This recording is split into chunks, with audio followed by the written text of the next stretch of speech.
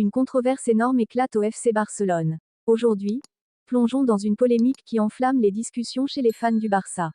Cette controverse concerne directement deux joueurs clés de l'équipe actuelle. Après vous avoir expliqué tous les détails, j'attends avec impatience vos avis dans les commentaires. Alors, voici les faits. Barcelone aurait pris la décision d'explorer des options pour transférer Ansu Fati lors du prochain mercato, que ce soit par un prêt ou une vente définitive.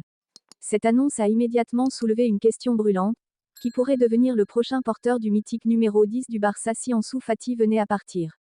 Pour beaucoup, Lamine Yamal semble être le choix évident, grâce à son talent exceptionnel et ses récentes performances.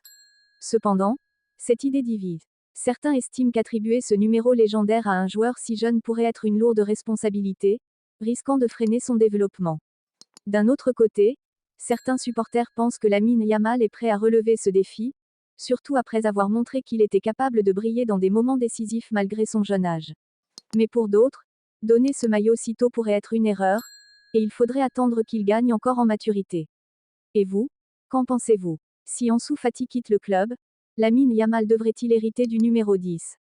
Ou pensez-vous que le Barça devrait attendre avant de confier ce maillot à un autre joueur? Partagez votre avis dans les commentaires. Passons maintenant à une autre actualité choc au FC Barcelone. En plus d'Ansu Fati, d'autres départs pourraient marquer le prochain mercato. Aujourd'hui, une information exclusive est tombée et a bouleversé de nombreux fans.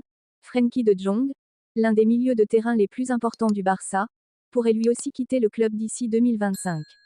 Selon les dernières informations, Frenkie n'est plus considéré comme indispensable pour Barcelone.